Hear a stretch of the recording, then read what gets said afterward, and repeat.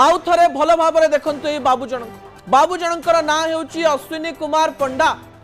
जीवन एमती कहानी रही जो कहानी शुणिले जो माने ओएस परीक्षा दौरान से माने आत्मविश्वास बढ़ीज। यही बाबू जनक एएस परीक्षा देते किंतु गोटे मार्क पर एएस कटि जाते किंतु गोटे वर्षर परिश्रम पर बाबू जनक ओएस टपर होते।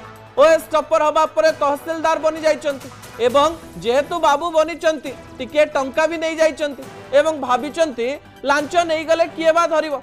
आमे तो बड़ पदवी रे रहिछु किछि किछि टंका नेले तो भविष्य रे बड़ घर बड़ गाड़ी करी हबो। सरकारी टंका रे आपण केते दिन चली परिबे लक्षे 2 लाख 2.5 लाख पाइबे किंतु एमती जदि टंका नेबे आउ केही जानि परिबे नाही एवं एमती अनेक टंका आमे रोजगार करि नबु।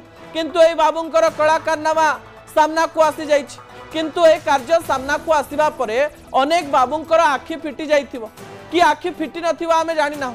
एमती अनेक गुड़िए खबर आमे प्रसारण करू जो समय रे ओएस बाबू माने आईएएस बाबू माने लक्ष लक्ष टंका लांच नहीं थांती निजर दरमा ठारो तांकर जीवन शैली बहुत अधिक।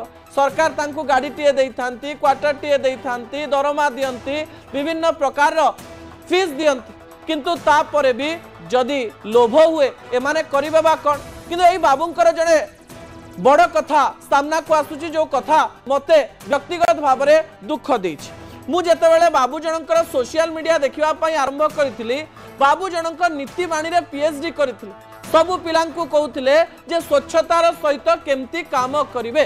स्वच्छ भारत अभियान को निज मन में रखिथिबा एई बाबू जनक लांच नहीं निज जीवन रे दाग लगैचंती निज शरीर रे दाग लगैचंती। यार अर्थ कथनी एवं करनी रे फरक रुहे कथा एवं काम रे अनेक लोकंकर फरक रुहे एवं एई बाबूंकर मध्य देखिबा पई मिलछि। किछि दिन पूर्व से निजर सोशल मीडिया रे लिखिथिले मिसु मोर देह ए देश माटी रे देशवासी चली जान्तु पिठी रे किंतु एई बाबू जनकर कथारु लागुथिला देश प्रति समर्पित थिबे राज्यर सेवा करुथिबे राज्य पई अनेक काम करिवार स्वप्न देखिथिबे किंतु एई स्वप्न भितरे निज जीवन को अयस आराम रे बंचिवार जे स्वप्न से देखि देइथिले ताहा बोध हुए धरा पड़ जाइछि एवं से गोटे प्रकार बदनाम होइचंती। ता परवर्ती प्रसंग टीवी स्क्रीन को आनिबा पई अनुरोध करिवि दर्शक बंधु बादिले बादू ए प्रसंग आमे आपनक निकट रे एथि पई रखुछु कारण सरकारी चाकरी पाइबा पई अनेक लोक अनेक परिश्रम करूचंती जो माने सरकारी चाकरी पाई पारु नाहंती बाबू माने